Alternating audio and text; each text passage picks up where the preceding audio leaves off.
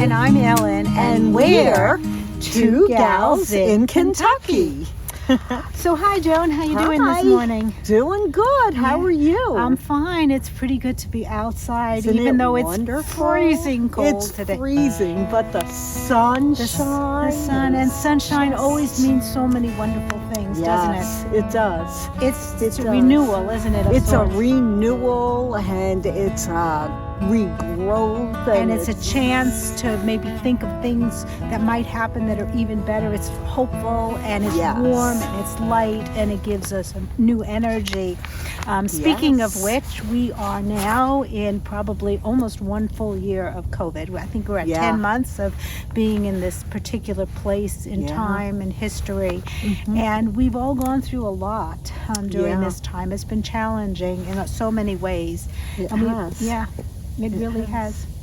And we've talked about this in past YouTubes, but not seeing your family members on a regular basis. I have family members very close, my only sister, my only daughter, that I haven't seen in over a year at this point. Over a year. It's a long time. Yeah, we've had to navigate those emotional things, and we've also had to navigate just the daily living, like as COVID started and the different terms of distancing came about, my water heater broke like the second day of it.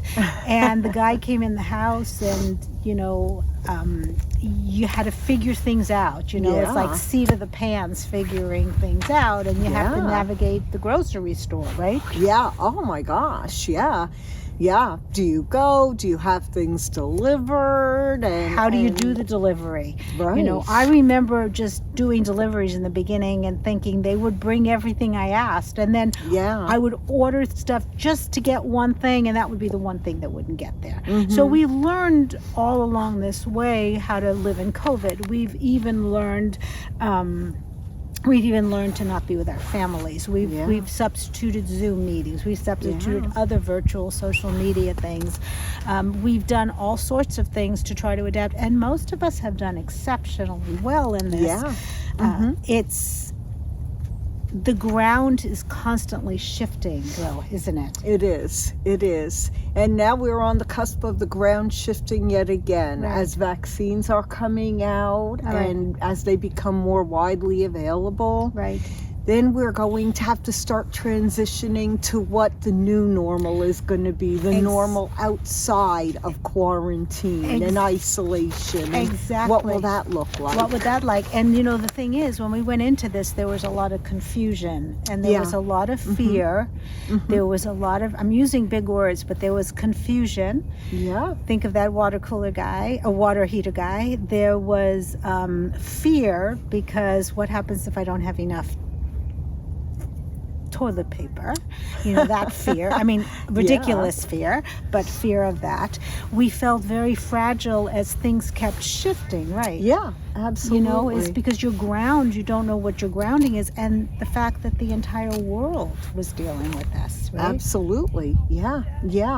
And yet that shifting, that constant changing, that is an opportunity for growth. It's being able to adapt, and being forced to adapt is an opportunity for growth.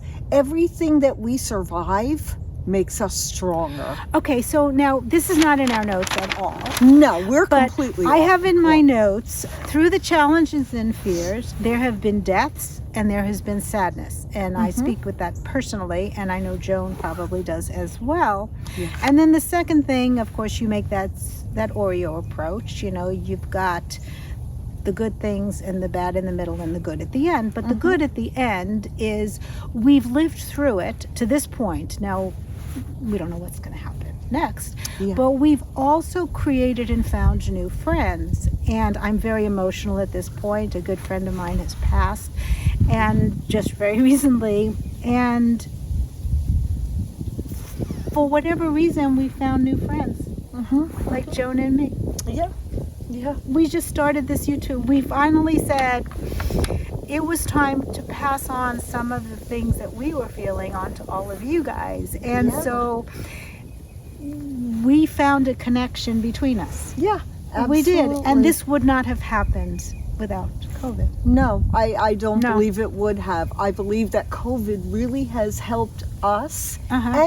and many other people too, yeah. for much deeper connection, much deeper connection. And one of the reasons is because COVID put us in a situation where many of the distractions in our daily life were eliminated. They were removed. Yeah.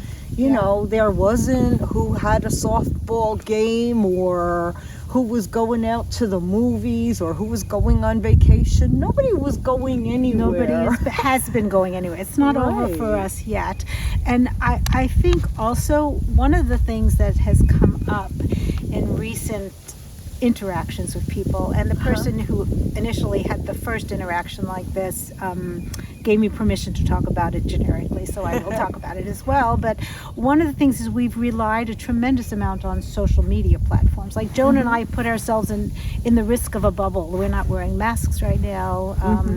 Joan has recently gone through her bout of COVID. I have recently had my one COVID shot so far, and so but we're still risky. We're still risking it. You just calculate those risks. And so we relied a lot on social media platforms, on Zoom for meetings, on Facebook to talk with people, on and on and on. And what happens with social media, and everybody talks about this, is that you could do all the disclaimers you want. You can stay as professional as you want, but it is a completely new media. It's a completely new way of doing things, not only for us as 60-plussers, but it's also a new method for even my grandchildren who are 10 and 12 years old, because it's all a new, brave new world that we're all doing. And so some of the finer niceties that we do in communication in person, like respect. We respect, yes, and we open the door for somebody who's older than us. We rely on what we've learned. Some of those, because we're sitting in our pajamas and we work for a company, a retail company, we feel like we almost can say anything we want because we're in our pajamas. We're not in a suit in the office, right? Exactly. That's a very good point. Yeah. That's a very good point. And I think that people have lost some of their filters. And the filters, that's the word. That's exactly the word, John. Their filters and their decorum is not there. Absolutely. Absolutely. People seem to feel a lot more comfortable just saying whatever comes to their mind. Exactly. And we're going to talk about something, but I just had a conversation with somebody, and it wasn't emotional. It was with a bank. And she said to me, "But you're not listening to me." And I thought, well, actually, I'm the customer. You're working for the bank. You may be sitting in your PJs with your bedroom slippers on, but this is something serious. And I'm the customer, and you can't tell me that. That's not acceptable. And so a friend of ours had an incident where she went to this Zoom meeting. And tell us about that a little bit, Jill. We have to be generic. Yes. Okay. She attended a Zoom meeting, and the person who should have been moderating or leading the meeting, in the first 10 minutes of the meeting, managed to use a derogatory curse term. word. It's a curse word. Several curse words. And did so very unapologetically. It didn't slip out and she said, "Oh, I'm so sorry." She did so very unapologetically, and this friend of ours was appalled. Very appalled. Yeah, and the fact of it is that there are, of course, people who use all these words all the time, but not in a way that's a hurtful way, but it's just part of their conversation, and you need to accept that because they're somewhat in the range of normal, and they're not bad people. And then you have people who don't use the word at all. I had again, my mother-in-law never used that word, and once in a while you got her to use one, and you laughed, because she would never say that, But the fact is that in a person-to-person conversation, you can read hand signals, you can read the way somebody would go like this, it's that old chat stuff going on, where you can't really go on the emotions. And when you are a professional and you're doing a Zoom meeting, the same rules apply. Absolutely. It's just a different format, and that's what all of us, and that's even my grandchildren who are doing home virtual learning or this meeting. Yeah. And what you learned as a kid, what respect is, Yeah.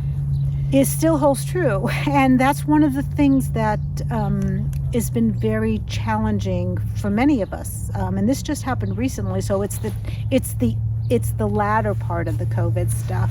And Joan talked to me a little bit about respect and how people have learned respect. And I believe even that person who said that knows about respect, but it changes when you go into a Zoom meeting. Yeah, I agree. And I think that the way that I was raised in my belief system is that you give people respect. You treat them with respect because it's a direct reflection of your own value of yourself. That's right. The way you treat others is a direct reflection of who you are as a person. I was raised that way, and I work in a business where I manage people of all ages, of all denominations. I manage people. And I've seen an alarming trend, really more recently, of people that are so disrespectful. And I think to myself, I think to myself, this person clearly doesn't value me, and they clearly don't value themselves, because when you speak to somebody who is your immediate supervisor, somebody that is your elder as well, somebody that you're not closely connected to, it's a working relationship, you're both supposed to be professional, and when you speak disrespectfully, that really says a lot. And that is something that's so... But it's done on the phone, isn't it? It's done on the phone or by text message. I wonder if that would be done in person. I do too. I wonder. And the thing is they used to talk about information, and they used to say, well, now that everything's on the internet, all the research is on the internet. Well, the research is the same. The companies still have to make money to pay the researchers and everything like that. And you're still going to have to pay for it on the internet. What you're getting on the internet is free stuff. So it's just the format of that good information. Yeah. So I wonder if these people were talking face to face with you, if they would be talking the same way, and the same with this woman at the meeting. Now, I want to just give you one quickly. The definition of respect is a due regard for the feelings, the wishes, the rights, or traditions of others, and the way of treating something or someone, politeness, kindness, respecting someone. Now, we're all in the middle of this right now. I still think we're probably in the middle. I mean, there's hope coming. There's sunshine up. There's a sunlight. There's a sunshine right beyond that tree there. And what we've experienced, and we're all 1 year older age. We're all 1 year older. We're all 10 months older, or whatever it is. That will propel us forward. But it's going to be hard to get out of where we are now, because now we're comfortable. Now we're comfortable. I'm comfortable with ordering groceries. The thought of actually having to go into the store. I mean, Joan has been I go into the store too, but I don't go into the store a lot. Where I can stay at my home or in my studio and do all my artwork all day long, is going to be a big change. I think the world is going to shift, and we're going to have to adapt to yet another few normals before. Yeah. Don't you think? I do. And once again, I want to come back to looking at change as an opportunity for growth. Through this change, we will grow. If nothing ever changed, we would never have any reason to change or to grow ourselves. So through this change, something good will happen. We will grow some more. We will become even stronger people, We'll even go through better that portal. people. Yeah. Yes. I also, we're not supposed to, here we go, but I would tell this to someone in person too. I really believe that we should not try to go back to the old normal when we come to the other side. I think the people who decide they want to be at the old normal are, I talked to somebody about the Maslow's hierarchy of needs. I think if you stay at that old normal, you're not going to be able to move up those hierarchy. And I think moving up that and having belief in yourself that you can do that is very important. There is a Japanese kind of pottery, and it's called Wabi-sabi. And what it is, I've always loved this idea because I break a lot of things. I break valuable things. I break a lot of things. But in Japan, they have a philosophy called Wabi-sabi. And what it is that we all have imperfections. I'm going to try and read what I wrote here. We all have imperfections. So when they break something like a cup or something, they'll put it together and then they bind it with gold. Yeah. So they make it a different kind of art piece. So it starts out as a beautiful piece of pottery or china or whatever. And when it breaks, it has to go through that portal. And then when they put the gold on it, it's a reminder, it becomes another beautiful thing. Like all of us can become other beautiful things on the other side of this. And it's a reminder to stay optimistic when things fall apart and to celebrate the flaws and the missteps in life. And COVID was a misstep. It's a flaw in humanity, it's a flaw in health, it's a flaw in so many things.